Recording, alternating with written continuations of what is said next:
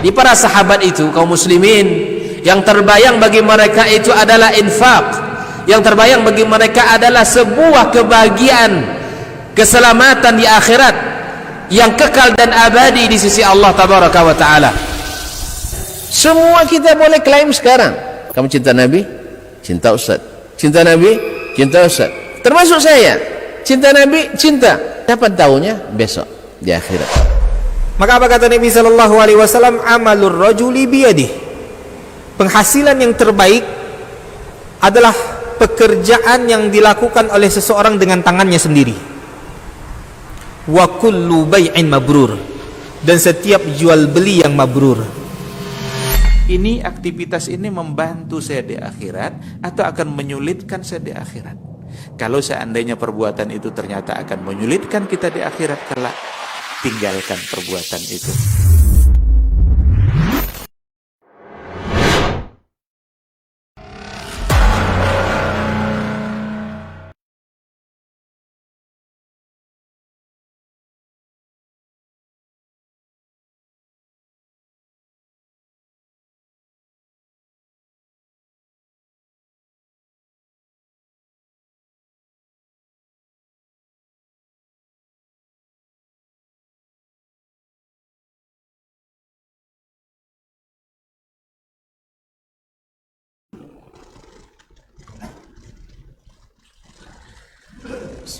Assalamualaikum warahmatullahi wabarakatuh.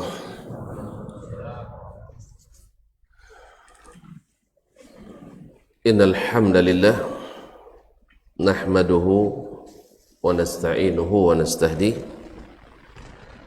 wa nastaghfiruhu wa natubu ilaih wa na'udzu billahi min shururi anfusina wa sayyiati a'malina. May yahdihillahu فلا مضل له ومن يضلل فلا هادي له أشهد أن لا إله إلا الله وحده لا شريك له وأشهد أن محمدا عبده ورسوله لا نبي بعده يا أيها الذين آمنوا اتقوا الله يا أيها الذين آمنوا اتقوا الله وقولوا قولا سديدا يصلح لكم أعمالكم ويغفر لكم ذنوبكم ومن يطع الله ورسوله فقد فاز فوزا عظيما.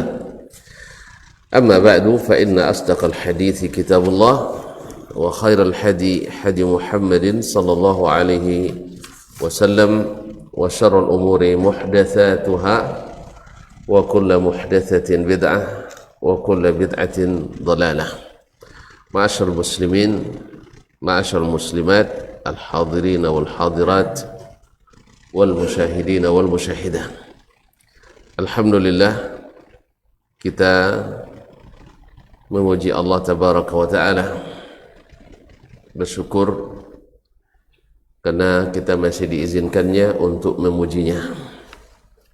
Karena Allah memang maha terpuji sekalipun kita tidak memuji, dan diizinkan kita memuji menandakan kita insya Allah masih orang-orang yang terpuji. Ma'asyiral kiram dirahmati Allah, semoga rasa syukur kita kepadanya melahirkan nikmat-nikmat yang baru yang senantiasa dicurahkannya, khususnya nikmat ilmu yang semakin ditambah semakin meringankan langkah dan semakin membuka peluang untuk mudah masuk surga. Man salaka tariqan yaltamisu fihi ilman sahalallahu bihi tariqan ilal jannah. Dan ilmu itu yang senantiasa membuat hati ini terbuka adalah ilmu yang diturunkan oleh Allah Tabaraka wa Ta'ala dan diajarkan oleh Nabi kita alaihi salatu wassalam. Maka dengan ilmu yang diajarkan Nabi sallallahu alaihi wasallam, akal kita semakin cerdas, gerak kita semakin cergas, dan amalan kita semakin bermutu dan berkualitas. Tidak sebaliknya, bahwa ilmu yang didapat dari selain yang Allah turunkan dan Nabi ajarkan justru semakin mempersempit. Yang awalnya banyak menjadi sedikit, yang awalnya luas menjadi sempit, sehingga dengan akal-akalan kita banyak yang tak masuk akal pada kita. Sedangkan dengan ilmu yang Allah turunkan, luas wawasan dan ilmu kita, ya, sehingga banyak dari yang tidak kita ketahui menjadi kita ketahui dan kita akui, khususnya yang berkaitan dengan hak-hak Allah Tabaraka wa Ta'ala berupa asma dan sifatnya. Lihatlah orang-orang yang mengikuti Al-Quran dan Sunnah Nabi, maka sifat dan asma Allah akan lebih banyak dia ketahui, dan semakin banyak sifat kebaikan pada sesuatu itu, maka nilainya semakin tinggi dan bermutu. Tapi semakin dibatasi dan sedikit, maka semakin kurang dan turun kualitasnya. Ya tak? 3 in 1 dengan 2 in 1, mana yang lebih mahal? 3 in 1 lebih mahal, ya. 4 in 1 nah, makanya Formula 1 lebih tinggi daripada. Nah, jadi kaum muslimin dan muslimat dirahmati Allah SWT, makanya ilmunya Alkitab dan Sunnah ini subhanallah membuat tinggi mutu kita, membuat luas akal dan logika kita, sehingga semua yang tak masuk akal semua orang sama kita. Semua yang tak masuk akal sama orang sama kita masuk akal. Berarti mana yang lebih berakal? Yang masuk ke akalnya. Yang tak masuk ke akalnya berarti kurang luas akalnya, karena banyak yang tak masuk akal. Jelas, so?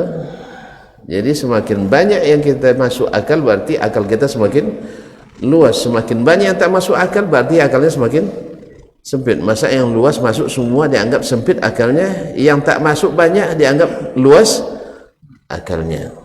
Tentu nampaknya paham. Alhamdulillah. Paham tidak?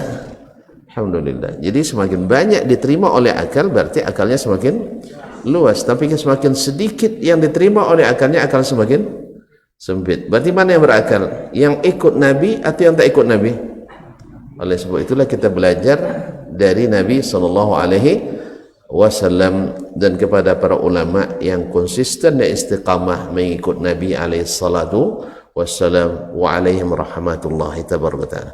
Oleh itu bersyukur kita masih sempat belajar pada Imam Asy-Syafi'i rahimahullah ta'ala, yang langsung melalui kitabnya yang ditulisnya, sehingga ilmu kita insyaAllah lebih luas dibanding yang tidak langsung belajar kepada Imam Asy-Syafi'i rahimahullah ta'ala, dan akal kita lebih luas, tidak sempit dengan dibatas-batas.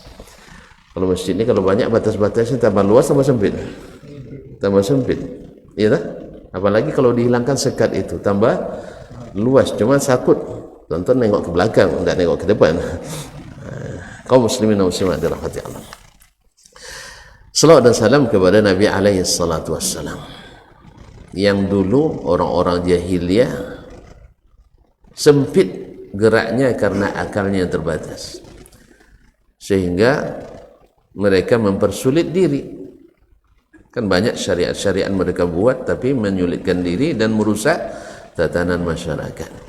Sampai riba haram, ya, setidaknya dari haram menjadi halam, ya kan? Nah, judi dari awalnya tak bagus, justru disubsidi. Demikian juga dengan zina, na'udzubillah, juga legal formal. Ma'asyarul kiram. Tapi lalu datang Nabi SAW membuat yang sempit-sempit itu menjadi lapang, membuat yang rusak-rusak itu menjadi baik. Dengan apa? Dengan akal saja? Tidak.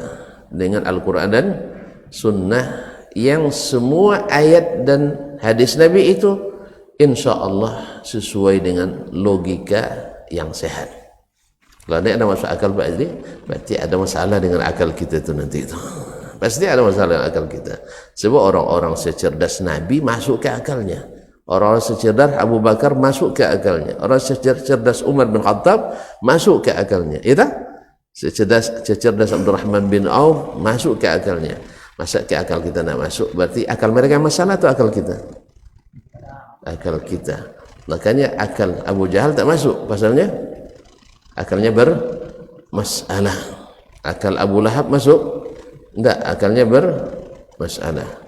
Oleh itu kaum muslimin dan muslimat dirahmati Allah, semoga Allah jadikan kita pengikut Nabi yang senantiasa setia. Ma'asyiral kiram dirahmati Allah. Sebab setia itu susah. Ya sulit, seperti kata Imam Sahal bin Abdullah At-Tustari, beliau mengatakan alaikum bis sunnati wal athar. Hendaklah kalian pegang teguh sunnah dan athar. Sunnah itu tentu sunnah Nabi, bukan sunnah yang sudah disunat oleh orang. Sunnah Nabi yang seperti yang diajarkannya, yang dipahamkannya kepada para sahabat. Alaikum bis sunnati wal athar. Tetaplah berpegang teguh dengan sunnah dan athar. Li'annahu qaribun ya'ti zaman, karena dekat lagi datang waktu. Idza dzakara ahadukum Rasulullah sallallahu alaihi wasallam sakhiru minhu.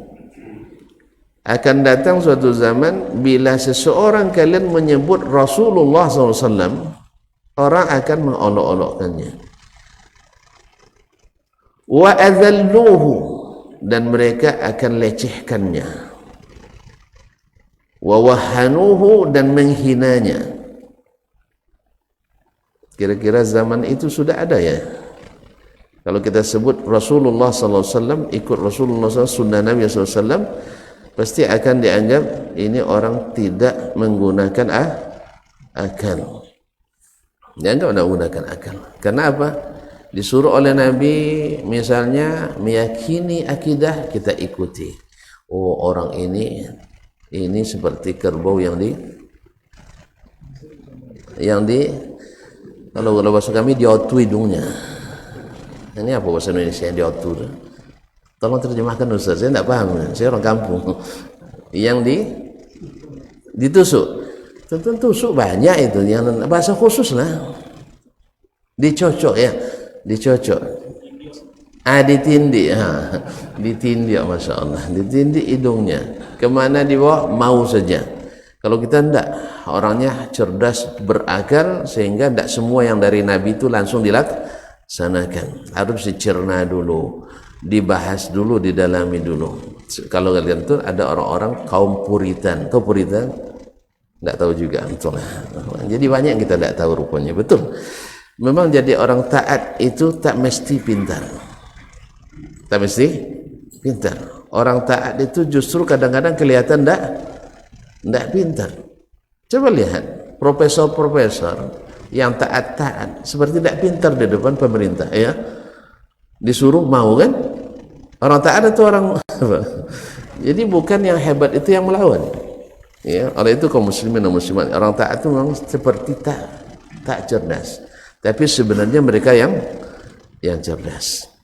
Kaum muslimin dan muslimat dirahmati Allah. Baik, kita lanjutkan. Berkata Imam Asy-Syafi'i rahimahullah di akhir pertemuan yang lalu, wa kullu ma, dan sebelumnya perlu karena ada kaitan dengan sebelumnya, yaitu Nabi SAW dalam hadis riwayat Al-Muttali' bin Hantab radhiyallahu anhu, anna Rasulullah SAW qala, bahwa Rasulullah SAW bersabda, ma taraktu syai'an mimma amarakumullahu bihi illa waqad amartukum bihi. Tidak satu pun perintah yang Allah perintahkan kepadamu kecuali sudah aku perintahkan. Berarti lengkap apa tidak? Lengkap. Wala taraktu syai'an mimma nahakumullahu anhu illa waqad nahaitukum anhu. dan tak satu pun yang aku tinggalkan yang dilarang oleh Allah kecuali aku sudah larang.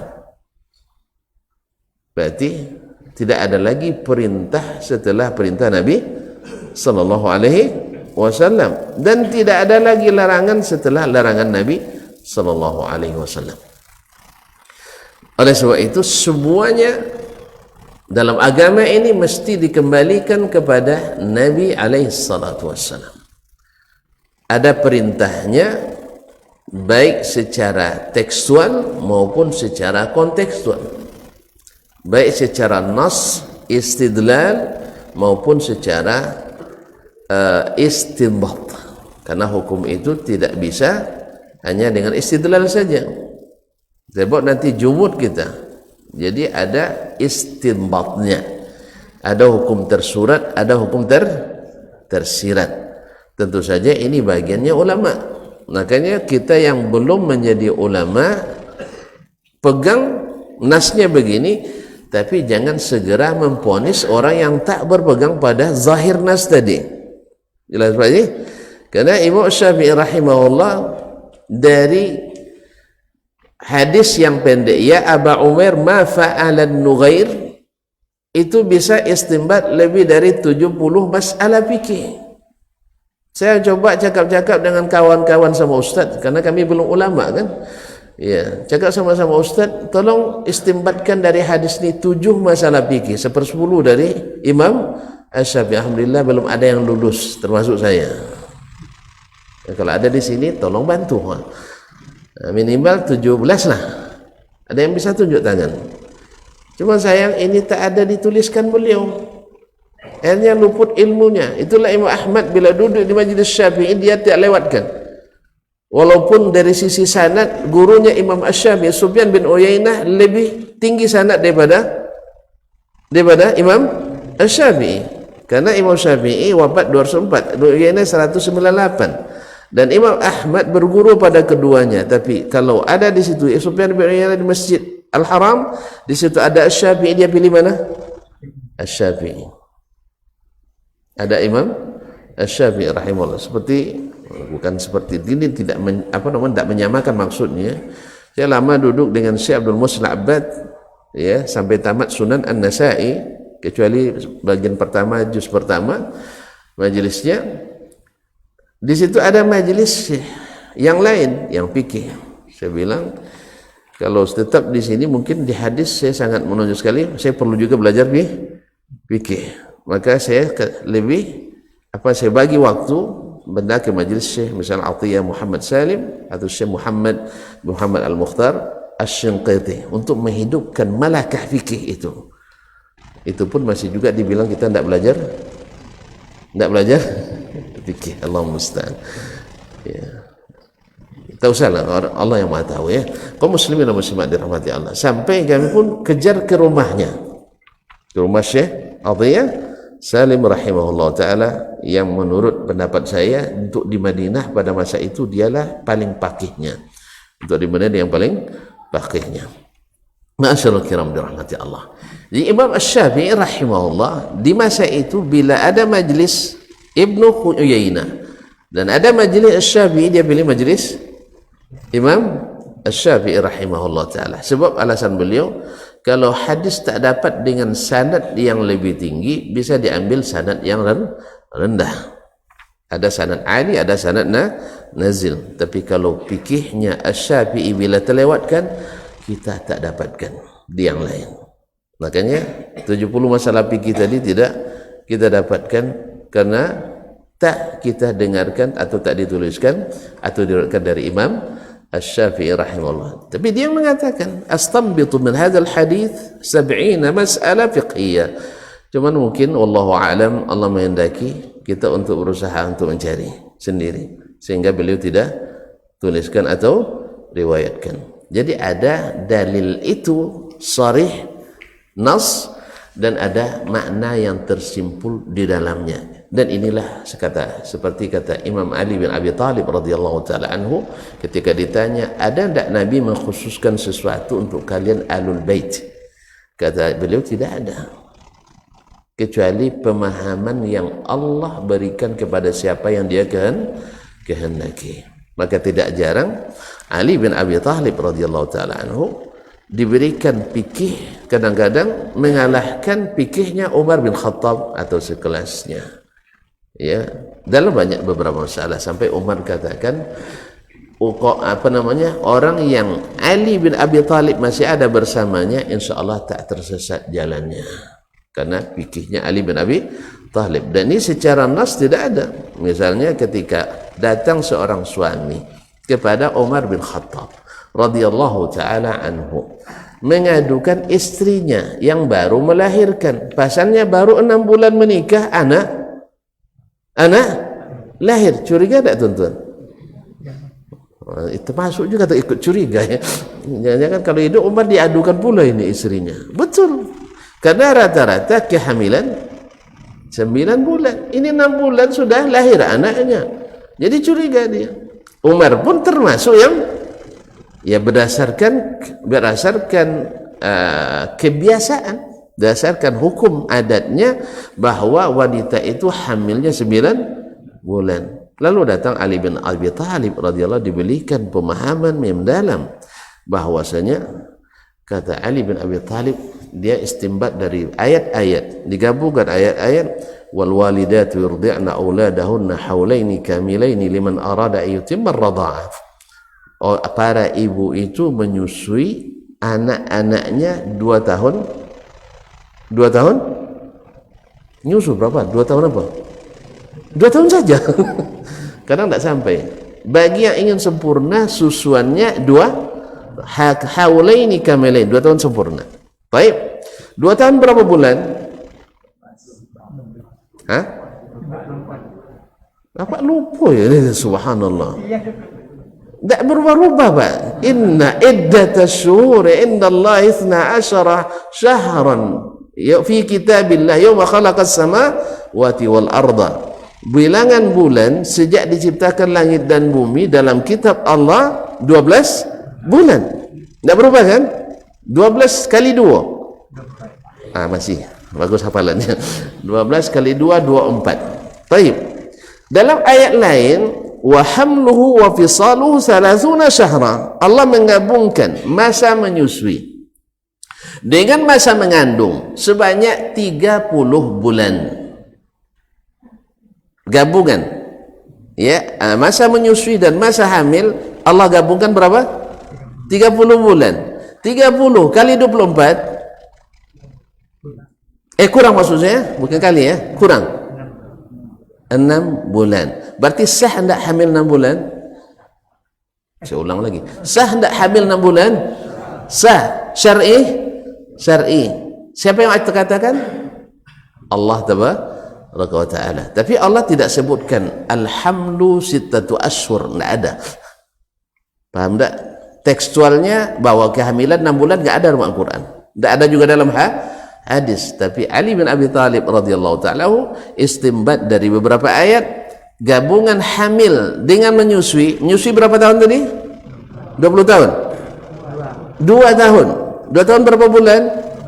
24. Nah, Allah mensahkan, Allah melegalkan bahwa hamil dan menyusui selama 30 bulan. Kalau nyusui 2 tahun, hamil boleh 6 bulan.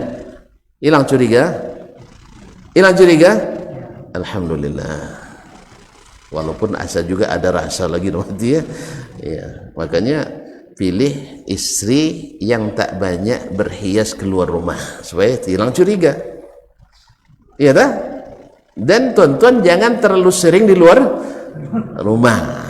Ini kan walaupun di rumah tapi tidak jarang di rumah, bahaya juga. Lalu Ustaz gimana Ustaz katanya? Saya insya Allah lambat pulang tapi tetap pulang. Dan pintu dikunci. Kunci ditinggal dan dibawa. Ditinggal dan dibawa. Dia itu salah paham pula, nanti dikuncinya pintu tidak boleh istri kalau bukan. Kunci di luar dan tinggal di dalam. Kalau nak keluar, telepon minta izin. Insya Allah ada izin Pak, mudah ngurus izinnya. Tinggal kasih tahu aja kok. Saya naik ke rumah adik ke situ, silakan. Dengan siapa? Tentu dengan anak kan selesai masalah. Pak ya? Enggak. Jadi kaum muslimin dan muslimat, Ali diberikan pemahaman. Apakah Ali lebih afdal dari Umar? Enggak. Tidak. Karena dulu Nabi Sulaiman alaihissalam juga mengalahkan ayahnya dalam istinbat hukum. Apakah Nabi Sulaiman lebih afdal daripada ayahnya? Daud? Enggak. Enggak apa ini kan. Jadi kaum muslimin dan muslimat dirahmati Allah SWT, bahwa kelebihan yang diberikan pada seseorang tentu saja bukan berarti dia lebih dari, karena Umar kelebihannya lebih dari Ali bin Abi Thalib radhiyallahu taala anhu. Banyak hadisnya tentang itu. Ya, mana hadis tentang itu. Nabi kalau nyebut sahabat secara berurut selalu Abu Bakar, Umar, Abu Bakar, Umar, Abu Bakar, Umar radhiyallahu, dan Ali banyak. Ini juga menjadi indikasi bahwa Ali itu khalifah yang keempat. Sebab selalu Nabi nyebut Abu Bakar, Umar, kalau sebut Uthman, Ali. Ya. Misalnya ada hadis 10 orang masuk surga. Abu Bakar bil jannah, Umar bil jannah, Uthman bil jannah, Ali bil jannah. Dan banyak ini. Ini bahasa isyarat dari Nabi SAW bahwa afdalnya umat ini yang keempat adalah Ali bin Abi Thalib. Yang pertama adalah Abu Bakar, yang kedua adalah Umar, yang ketiga adalah Uthman, dan yang keempat adalah Ali bin Abi Thalib. Dan masing-masing punya kelebihan, tetapi tetap afdaliyahnya berdasarkan dari sunnah Nabi SAW, Abu Bakar dan Umar radhiyallahu taala anhum ajma'in. Ma'asyiral kiram rahmatillah. Jelas ya? Apa yang jelas, Pak? Apa yang tadi?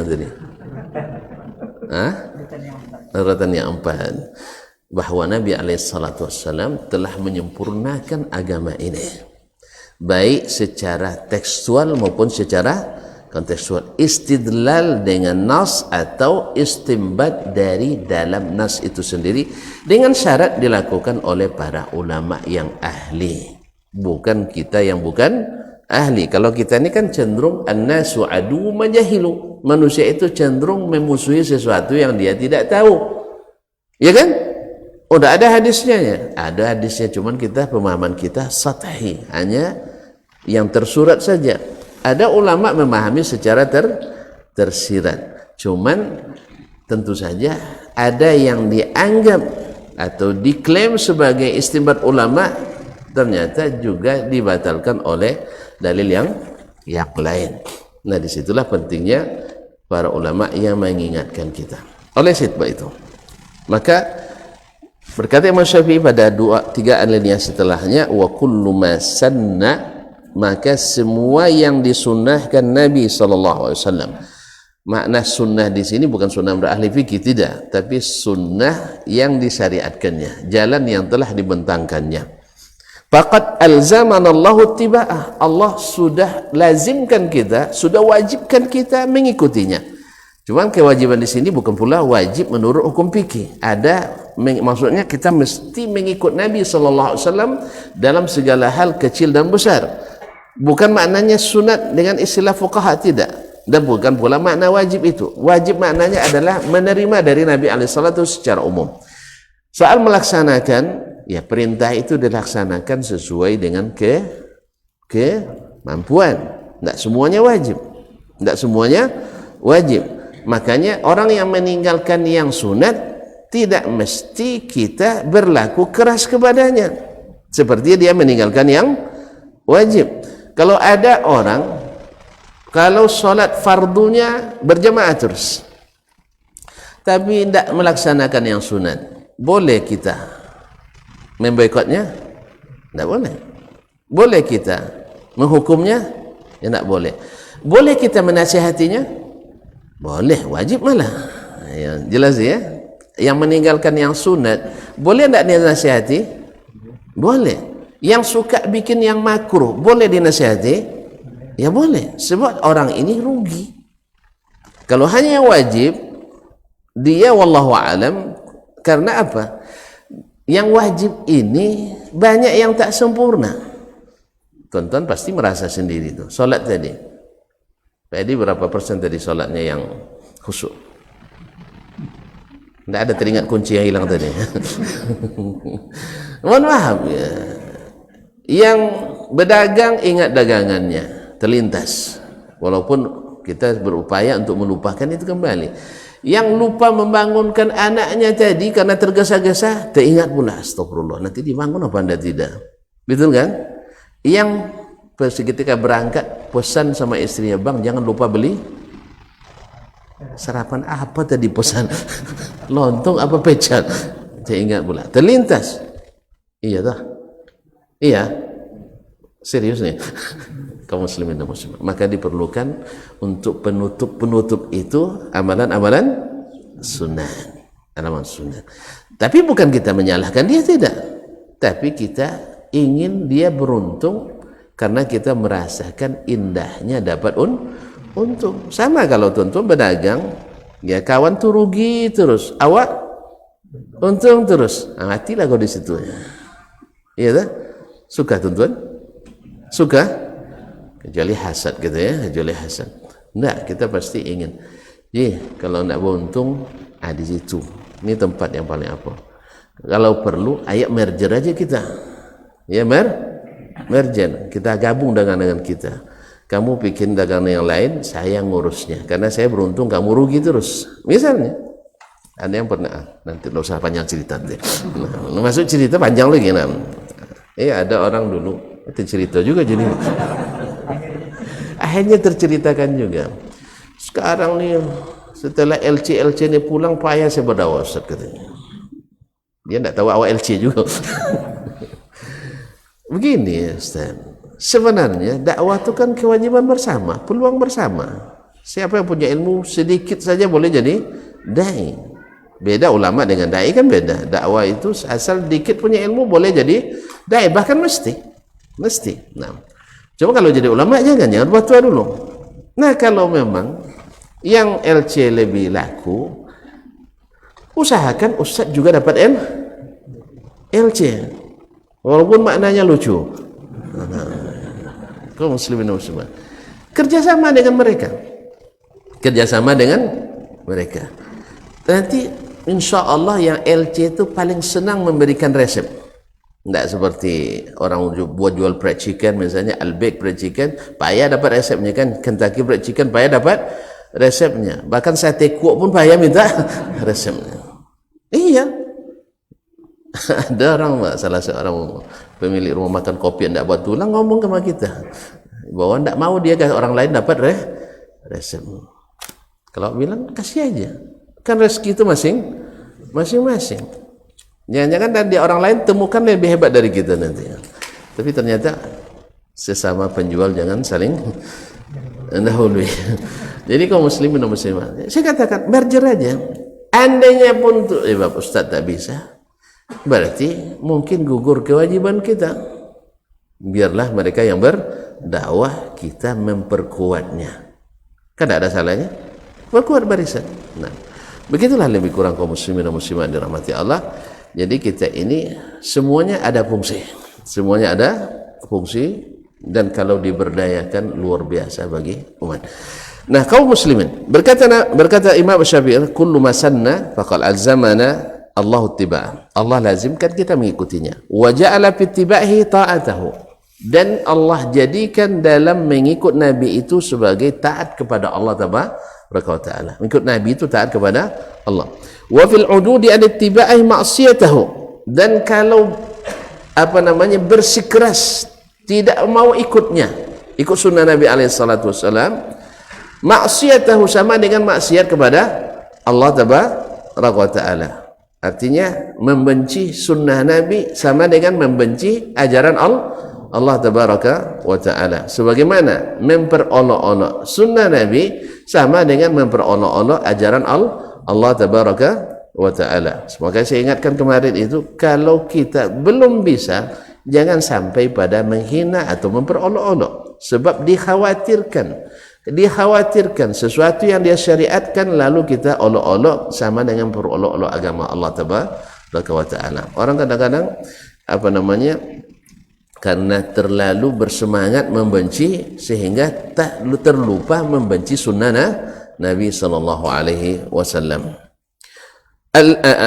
wa fil unud yani tiba' ma'siyatahu allati lam ya'zir biha khalqan, di mana Allah tidak bisa menerima alasan manapun untuk membenci atau tidak mengikut Nabi sallallahu alaihi wasallam. Tapi sekali lagi saya katakan tadi, tentu sesuai kemampuan. Kalau perintah, kalau larangan ditinggalkan tanpa menyesuaikan kemampuan. Walam yaj'al lahu min ittiba'i sunani Rasulillah sallallahu alaihi wasallam makhrajan, dan Allah tidak berikan jalan keluar untuk meninggalkan sunnah Nabi. Tidak ada jalan kalau nak selamat kecuali mengikuti sunnah Nabi sallallahu alaihi wasallam. Karena tadi sudah kita sebutkan hadis Nabi tadi, apapun yang perintah Allah saya sudah perintahkan, apapun yang dilarang Allah saya sudah larang.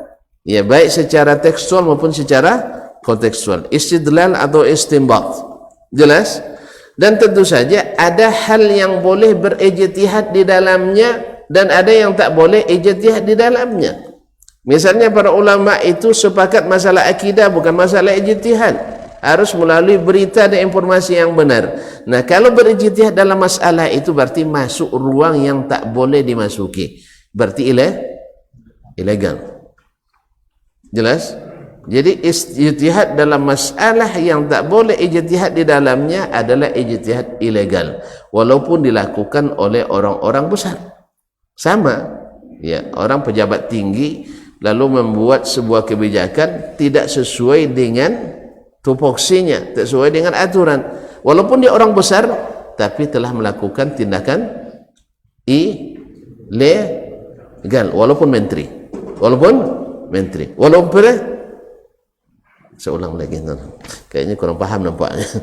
Seorang pejabat tinggi kan dia biasa buat kebijakan dalam instansinya, menteri misalnya buat kebijakan tapi tidak sesuai dengan aturan dan perundang-undangan, walaupun dia pejabat besar. Legal apa ilegal? Legal apa ilegal? Temuan apa tidak? Temuan. Siapa yang tahu temuan? Yang ahlinya. Sah? Siapa ahlinya? KPK atau BPK. Betul? Jaleh tu. Jelas? Baik. Demikian juga dalam agama ini. Walaupun seorang ulama lalu dia berijtihad dalam masalah yang tak boleh ijtihad, berarti ijtihadnya legal apa ilegal? Ilegal. Maka menjadi temuan dalam agama, sehingga dianggap sebagai bid'ah. Tapi bid'ah hasanah, kaum muslimin dan muslimat, bid'ah wa kullu bid'atin dhalalah. Maka bila berijtihad dalam masalah yang tidak masuk ijtihad di dalamnya adalah sesuatu yang ilegal, maka akan jadi temuan oleh ulama yang lain berdasarkan peraturan dan perundang-undangan. Biar paham tuan-tuan, peraturan perundang-undangan yang Allah turunkan dalam Al-Quran dan Sunnah Nabi SAW, seperti masalah akidah, lalu berijtihad di dalamnya, tidak mengikuti nasnya, tidak mengikuti makna aslinya, berarti ijtihad yang ilegal. Ya, Allah katakan begini, lalu dia berijtihad menentang yang Allah katakan itu, walaupun bahasanya tidak menentang, tapi saya tak malas tadi yang mengambil kebijakan ini, kalau tidak dilakukan ini tidak jalan pekerjaan, walaupun bertentangan dengan undang-undang, dianggap tak logis dan tak masuk akal. Padahal menurut yang hebat-hebat logis dan masuk akal. Ya, buktinya menteri sebelumnya bisa jalan pekerjaannya tanpa membuat kebijakan yang menentang undang-undang. Justrunya ulama sebelumnya bisa menerima secara logis. Berarti yang masalah kita yang kurang bijak, maka masuk ijtihad dalam masalah yang tak boleh ijtihad ilegal. Maka Allah tidak jadikan alasan untuk keluar dari sunnah Nabi sallallahu alaihi wasallam. Walam yaj'al lahu min ittiba'i sunani Rasulullah makhrajan lima wasabtu, karena apa yang sudah aku sebutkan dalam pelajaran-pelajaran sebelumnya, bahwa Nabi tidak melakukan kecuali berdasarkan perintah. Sah? Betul tak? Nabi tak melakukan sesuatu pun dalam agama ini kecuali melalui perintah Allah. dan tidak meninggalkan sesuatu kecuali dengan larangan Allah. Dan itu sudah sempurna disampaikan atau belum? Sempurna. Maka Nabi wajib ikut Allah, maka kita kalau nak ikut Allah wajib ikut Nabi sallallahu alaihi wasallam. Dan siapa yang tak ikut Nabi dianggap durhaka pada Allah. Berarti kita mesti mengikuti jalan Nabi alaihi salatu wassalam. Maka tempuhlah jalannya, jangan tempuh jalan-jalan yang lain, karena akan menyesatkan kalian dari jalan Allah tabaraka wa taala. Tidak ada uzurnya. Lalu beliau menyebutkan alasannya, apa yang dia sebutkan itu dari hadis Nabi alaihi salatu wassalam. Makanya beginilah ahli sunnah itu ketika berucap berdasarkan sunnah. Kita kadang-kadang berdasarkan ahli sunnah tapi berdasarkan kemampuan akal saja, tidak mengikuti sunnah Nabi sallallahu alaihi wasallam, karena akhirnya sunnah itu dilebur dengan akal yang terbatas tadi. Alhamdulillah Allah berikan kita akal yang lebih luas dengan Al-Quran dan sunnah Nabi sallallahu alaihi wasallam, sehingga lebih banyak yang bisa kita serap, tidak terbatas-batas dan disekat-sekat. Semua yang Allah sebutkan tentang dirinya dan semua yang Nabi sebutkan tentang Allah tabaraka wa ta'ala sahih daripadanya, maka kita yakini seperti yang diyakini oleh Rasulullah sallallahu alaihi wasallam. Dan apa yang dinafikan Allah dan dinafikan Rasulullah dari dirinya juga kita nafikan sesuai dengan yang layak dengan keagungan dan kesucian Allah tabaraka wa ta'ala. Berkata Imam Asy-Syafi'i, akhbarana Sufyan, telah menceritakan kepada kami Sufyan, itu Sufyan ibn Uyainah. Sufyan ibn Uyainah al-Makki Abu Muhammad al-Hilali, adalah imam fikih dan hadis di Hijaz, dua tanah suci Makkah dan Madinah pada masanya, wafat 198. An Salim Abu Nadar, dari Salim Abu Nadar Maula Umar bin Ubaidillah, Maula Umar bin Ubaidillah Al-Ansari.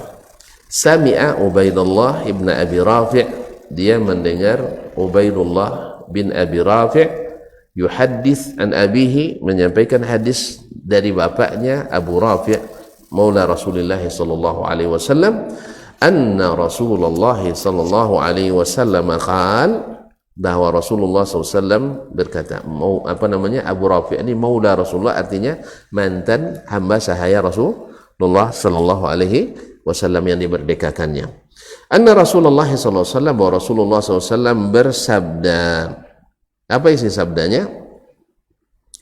La ulfiyanna ahadakum, jangan sampai saya temukan salah seorang dari kalian muttaki'an ala arikatihi, sambil nyandar di atas sopanya, ya, ini tanda-tanda orang mewah nih ya, nyandar ala arikatihi, ya'tihil amru min amri, datang kepadanya salah satu perintah dari perintahku, perintah dari perintah Nabi sallallahu alaihi wasallam. Kan sunnah Nabi itu kan perintah Nabi alaihi salatu wassalam. Mimma umirtu bihi, lihat sesuatu, atau mimma amartu bihi, yang aku perintahkan. Dan ingat, Imam Syafi'i sudah jelaskan sebelumnya, jangan lupa pelajaran itu, bahwa yang diperintahkan Nabi sama dengan yang diperintahkan Allah. Perintah Nabi itu sama dengan perintah Allah. Mimma amartu bihi, apa yang aku perintahkan, au nahaitu anhu, atau aku larang. Fayaqul, lalu orang ini sambil nyandar santai dia bilang, la adri, ini saya tidak tahu, ini tidak mau tahu, dia tidak mau tahu. Ma wajadna fi kitabillahi taba'na, yang penting yang ada dalam kitab Allah itu yang kita ikuti. Ini qaulul haqqi yuraduhu al batin, ya, karena alasannya Al-Quran kan sudah sempurna, sah, dan hadisnya mutawatir sampai kepada kita. Sedangkan hadis Nabi ada yang sahih, ada yang hasan, ada yang dhaif, ada yang munkar, ada yang dhaif jiddan, ada yang wahin, ada yang palsu sekali, sah. Lalu daripada susah-susah memilah dan memisah, lebih baik ambil yang sahih saja. Ini sudah ada dikabarkan oleh Nabi SAW, dan ini adalah prediksi Nabi, mukjizat Nabi. Akan ada yang seperti itu, orang yang datang kepadanya hadis Nabi SAW, lalu dia katakan, ada yang secara mutlak menolak, dan itu di masa sahabat sendiri sudah mulai lahir. Ketika Imran bin Husain radhiyallahu taala anhu menyampaikan kajian di hadapan para muridnya di Basra di mana Pak? Di Irak, ya.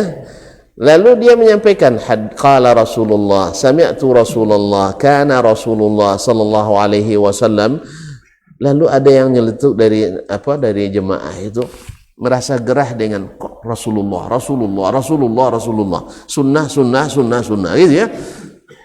Kan ada sekarang gerah mendengar kata, ada yang gerah mendengar kata sunnah.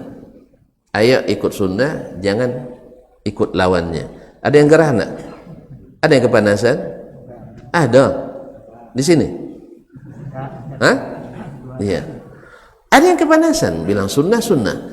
Ini sudah ada yang secara mutlak lahir paham ingkarus sunnah, yang menolak, ya, pokoknya hadis tak ada yang diterima. Pasalnya apa? Susah membedakan. Ya, antum tak tahu punya ilmunya, ya susah. Kan tak akan ada ilmunya, susah dia. Makanya jangan berikan ilmu yang S1 untuk anak SD, memang tak masuk dia. Tanyakan kepada yang ahlinya. Makanya tidak pernah ada kebingungan. Imam Syafi'i tidak bingung dia dengan hadis Nabi. Ada yang palsu, ada yang tidak. Sebab kalau hadis sudah mengalir dalam darahnya, mendarah daging dalam dirinya, maka baginya ada kontrol langsung, ya, alat detektor. Ini hadis, ini hadas. Tahu, sama dengan tuan-tuan kalau sudah terbiasa dengan menerapkan sunnah, lalu datang amalan yang tak ada sunnahnya, biasanya ada detektornya. Pasti minimal dikarantina dulu. Ada hasil rapidnya reaktif. Ada non reaktif. Minimal dikarantina dulu. Misalnya antum sudah mempelajari sunnah Nabi tentang salat. Sah? Dari wudhu lagi sampai syarat-syarat masuk waktu dan seterusnya. Lalu kita pelajari adab-adabnya, pelajari di mana dilaksanakan sampai zikir dan doanya. Lalu kita lihat orang salat. Antum misalnya dari riwayat hadis-hadis yang sahih, orang sedekap di atas dada. Lalu antum dapat orang misalnya melepaskan tangan, sah? Nah, istirsal. Pasti ada detektornya. Ini kayaknya ada dalam sunnah Nabi SAW, sah? Walaupun ada riwayatnya tapi dhaif. Ada riwayatnya tapi dhaif. Ya, minimal antum sudah katakan, ini aneh. Ini aneh karena detektornya jalan. Kecuali detektornya rusak. Contoh detektor rusak, asal ada orang melaksanakan umat Islam, terima aja lah, tidak usah kan itu kan, ini detektor rusak ini. Pokoknya asal dilaksanakan oleh umat Islam pasti baik. Nanti kalau umat Islam curi pasti, umat Islam ghibah pasti baik, umat Islam fitnah pasti baik, umat Islam adu domba pasti baik. Kenapa? Dilakukan oleh umat Islam. Kiai tidak mungkin salah, Nabi mungkin, Allah musta'an. Ya seolah-olah ya, kiai tidak mungkin salah. Kalau Nabi, Allah musta'an. Kaum muslimin dan muslimat dirahmati Allah Subhanahu wa taala. La ilaha illallah Muhammadur Rasulullah. Sampai di mana tadi baca? Nabi? Kalau itu tidak lupa saya. Yang sebelum itu simpangnya tadi. Tentu lupa. Ingkarus sunnah. Tentu kalau dua nyimpang dikit tertidur nampak. Dan saya kelemahannya banyak simpangnya. Banyak simpangnya, suka jalan belok-belok memang. Cerita dalam cerita. Jadi ada yang mengingkari sunnah secara total. Alasannya tadi membingungkan. Ada yang palsu dan sebagainya. Daripada campur-campur lebih baik Quran saja. Dan itu sudah ada di masa sahabat. bukan sahabat ya, tapi di masa sahabat masih hidup. Imran bin Husain, datang seseorang kepadanya waktu itu, kenapa sunnah terus? Qala Nabi, dan Nabi terus. Bukankah Al-Quran sudah lengkap? Syekh katanya, kenapa mesti pakai sunnah-sunnah terus? Seolah-olah Al-Quran, sunnah lebih tinggi dari Al-Quran. Ada yang perasaan seperti itu ya? Ada ya? Itu orang tuh lebih tinggi lagi sunnah daripada Al-Quran. Bukan lebih tinggi, karena melaksanakan sunnah itu pasti melaksanakan Al-Quran. Tapi kalau pegang Quran saja, sunnah tak jalan, Al-Quran apalagi? Sebab Al-Quran itu baru jalan dengan sunnah. Ibaratnya apa ya? Mesin untuk menjalankan Al-Quran itu ada pada sunnah Nabi SAW. Atau tidak mau dibilang mesinnya, minyaknya lah, bensinnya. Hebat pun mobil tak diisi bensin, jalan, mobil elektrik. Ada dayanya, jadi ada dayanya, di daya gerak mesinnya Al-Quran itu ada pada sunnah Nabi SAW. Makanya Nabi datang untuk menjelaskan secara teori dan secara aplikasi. Maka rugi kita kalau sudah kembali kepada aplikasi Nabi, tetap juga tidak masuk ke kita. Seolah-olah Nabi hanya menyampaikan teori, nanti pemahamannya pahami menurut keyakinan masing. Subhanallah, kaum muslimin dan muslimat. Untuk apa Nabi 23 tahun berdakwah kalau hanya sekedar menjelaskan teori? 2 tahun selesai. Seperti kita penelitian kan? 2 minggu selesaikannya hanya secara teori. Ambil multi-stage random sampling, ambil sampel secara acak di setiap tingkat, sehingga hasilnya baca acak di setiap tingkat. Nabi itu sempurna dari teori sampai aplikasi, dari petunjuk umum, aturan dan perundang-undangan umum sampai kepada juknis dan juklaknya, petunjuk teknis dan pelaksanaannya. Nabi pelaksananya. Maka ambillah pemahaman itu dari Rasulullah SAW, sebagaimana Imam Asy-Syafi'i dan Imam Malik, Imam Abu Hanifah dan seterusnya mengambil aplikasi itu dari Nabi SAW. Kecuali hal-hal yang boleh ijtihad dan tidak ada secara nas di dalam Al-Quran dan hadis, maka Al-Quran dan hadis mengizinkan kepada para ahlinya untuk berijtihad, tetapi catat mesti legal, ijtihad yang legal, karena ada ijtihad yang ilegal, masuk ruang yang tak boleh ijtihad, seperti mengada-ngada ibadah tertentu. Ini ijtihad ilegal walaupun dilakukan oleh para petinggi. Pak, walaupun dilakukan oleh para petinggi apa? Petinggi agama, bukan negara, agama. Nah, jadi sebagian orang-orang yang menjadi ulama ya berijtihad dalam masalah yang tak boleh berijtihad di dalamnya. Mereka tidak sedikit yang keluar dari yang berpendapat ganjil, itu banyak. Ada yang berpendapat ganjil, walaupun banyak yang mendukungnya. Nasallallahu alaihi wasallam. Kaum muslimin dan muslimat dirahmati Allah. Ini terjadi pada masa Imran bin Husain. Dia katakan, kami tidak tahu hadis-hadis ini, tidak tahu kami. Yang tahu kami Al-Quran ini menurut secara mutlak. Ini namanya dulu paham ingkar as-sunnah.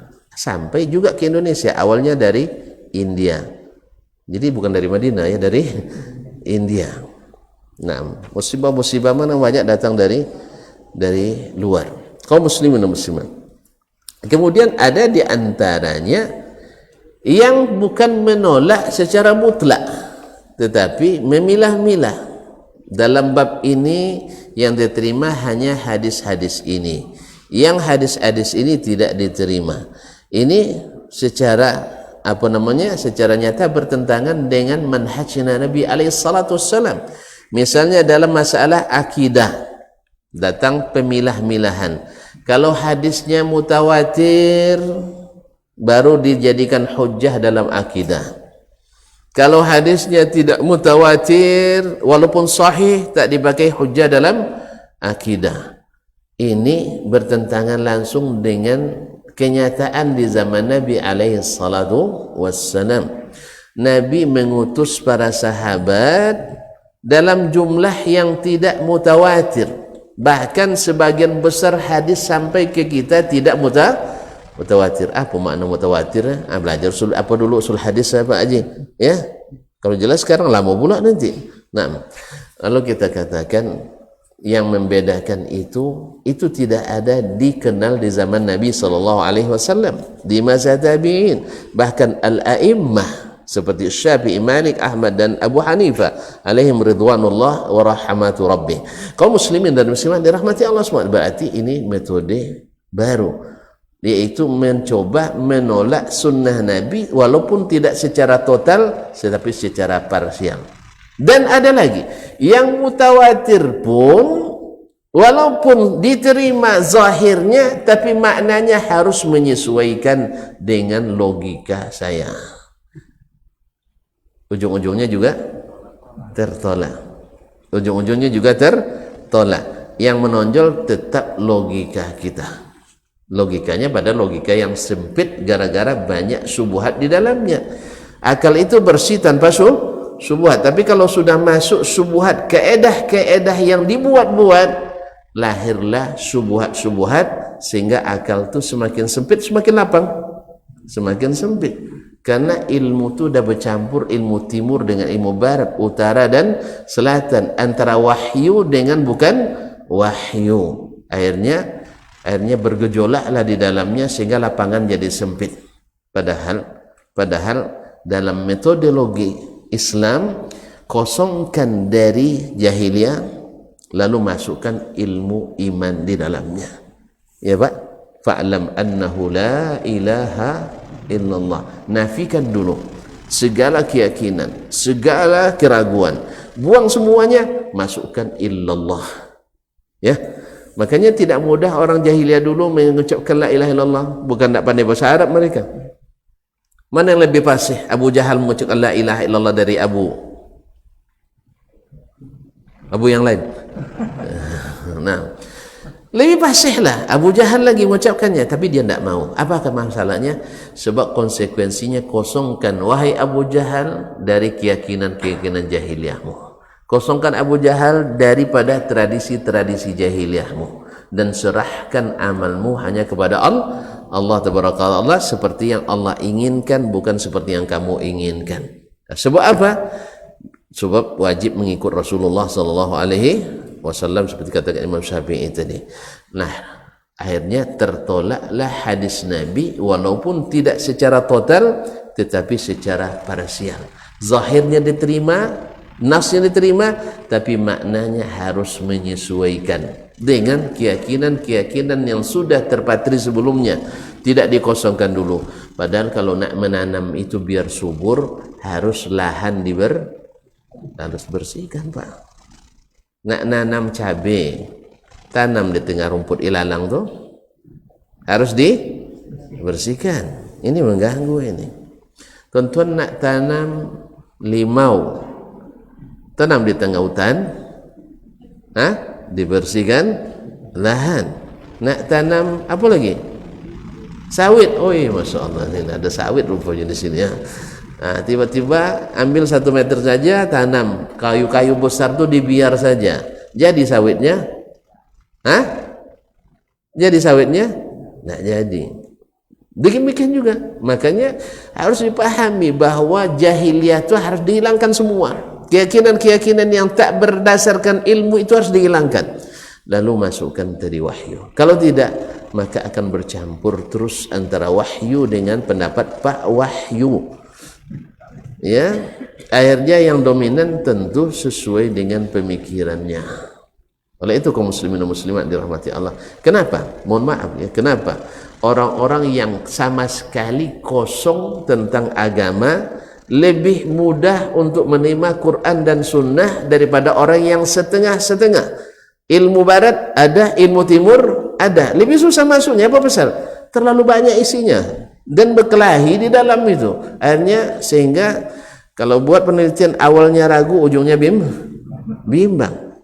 Beda dengan yang ditulis oleh para ulama al-sunnah wal jamaah yang sesungguhnya Al-Quran sunnah, Al-Quran sunnah, sehingga awalnya iman, ujungnya yakin. Allahumma musta'an. Makanya kaum muslimin dan muslimat, disitulah pentingnya mengetahui apa yang disebut oleh Imam Syafi'i, tak ada jalan kita kecuali mengikut Nabi SAW. Jangan dicampur-campur dengan yang lain. Ma'asyarah, kalau udah bercampur, tadilah dia katakan akan ada mungkin kalau sudah cukup dengan Al-Quran, untuk apa lagi pakai sunnah Nabi SAW.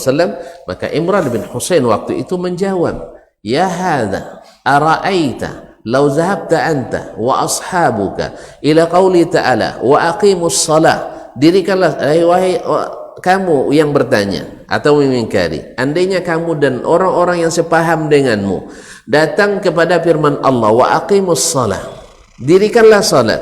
Aina tajidu salat adh-dhuhri arba'an, di mana kau dapatkan salat zuhur itu 4 rakaat.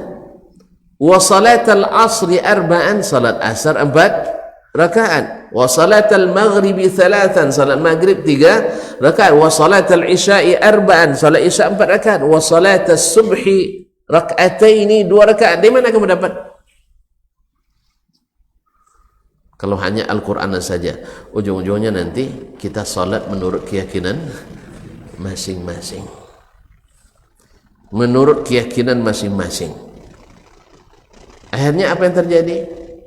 Ya seolah-olah kita tidak seagama, walaupun bernama Islam. Itulah akibatnya ketika kita harus saling memahami, membiarkan penyimpangan, penyelewengan dengan alasan ini pemahaman dan pendapat, akhirnya beribadahlah menurut keyakinan masing-masing, sehingga sesama umat Islam sendiri saling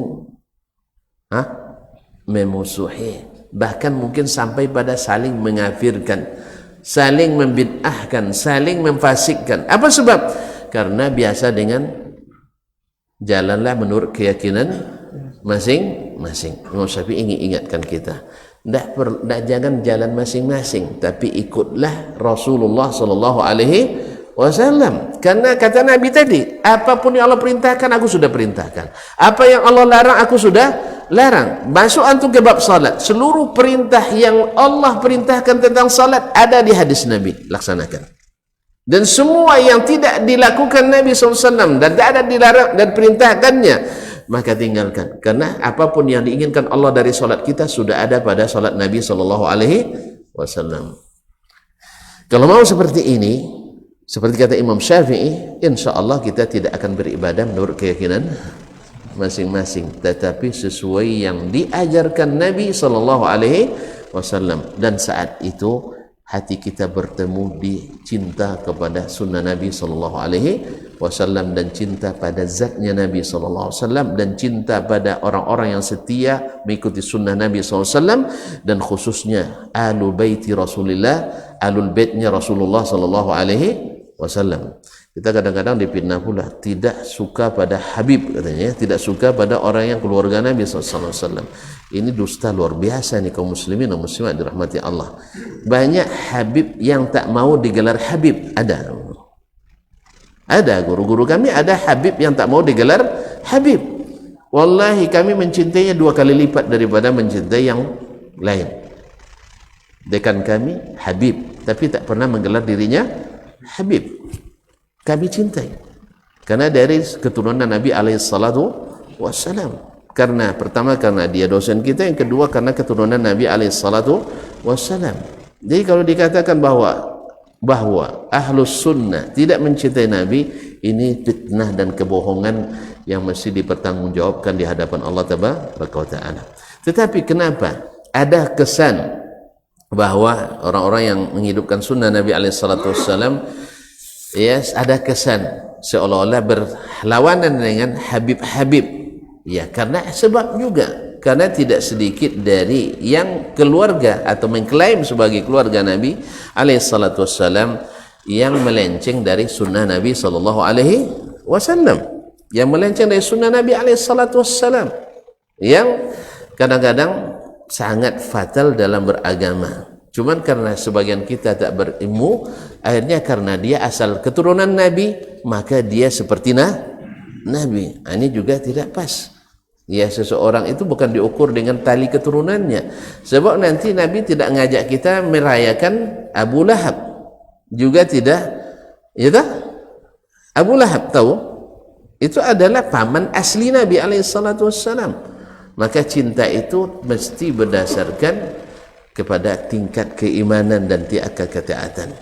Walaupun dari keluarga Nabi SAW, tidak mungkin kita mencintai Abu Lahab. Dan tentu saja tidak mungkin kita mencintai keluarga Nabi yang setia di atas sunnah Nabi seperti mencintai keluarga Nabi yang keluar dari sunnah Nabi, baik secara sedikit maupun besar. Maka cinta itu sesuai dengan tingkat tadi, tingkat penyimpangan yang terjadi. Ya, ada sebagian keluarga Nabi, ya keturunan Nabi di luar negeri, dia itu mengatakan bahwa mengucapkan selamat Natal itu tanda cinta ke Nabi Isa. Nah, apakah yang seperti ini juga kita ikuti? Dia keturunan Nabi SAW dan dibanggakan di negeri kita ini. Tapi dia mengatakan mengucapkan selamat Natal tidak ada masalah, karena bukan maknanya mengakui kebenaran agama Nasrani, tapi adalah menghormati Nabi Isa alaihi salam. Subhanallah. Begini kaum muslimin dan muslimat, ini akibat daripada bercampurnya ilmu yang datang dari Nabi dengan ilmu yang bukan dari Nabi sallallahu alaihi wasallam. Ya, kalau dia keturunan Nabi, mesti kita hormati dua kali, karena imannya dan karena garis keturunannya ke Rasulullah sallallahu alaihi wasallam. Alhamdulillah kami punya banyak guru yang sebenarnya habib tapi tidak menghabibkan diri. Ini beda antara habib dengan yang menghabibkan diri. Ya, membanggakan tali keturunan dengan Nabi SAW itu bukanlah ciri khasnya keturunan Nabi SAW. Tapi tetap kita hormati, dan wajib kita hormati keturunan Nabi SAW, dan tidak boleh membenci mereka kecuali kalau memang keluar dari sunnah-sunnah Nabi SAW, sekadar keluarnya tadi. Wallahu musta'an. Ma'asyarul kiram dirahmati Allah SWT, nampaknya asik sekali dengan antum, tanpa terasa waktu sudah habis. Ya, saya senang sekali jumpa tuan-tuan ini, tapi waktu kita sudah habis. InsyaAllah sampai di sini. Jadi sampai Imran bin Husain jelaskan, kalau kau tidak ikut hadis Nabi, kau tak akan bisa melaksanakan Quran yang diajarkan Nabi SAW. Oleh sebab itu, disinilah Imam Syafi'i ingin sampai kepada natijah bahwa tidak ada jalan seperti kata beliau kecuali mengikuti Rasulullah sallallahu alaihi wasallam. Nah, tentu saja semakin antum teliti, semakin antum sempurna mengikuti Nabi, sempurnalah cinta kita kepada Nabi alaihi salatu wassalam. Wallahu taala alam wa sallallahu ala nabiyyina Muhammadin wasallam. Mohon maaf dan terima kasih. Mudah-mudahan masih bertemu kembali pada waktu yang lain insyaallah taala. Terima kasih. Wassalamualaikum warahmatullahi wabarakatuh.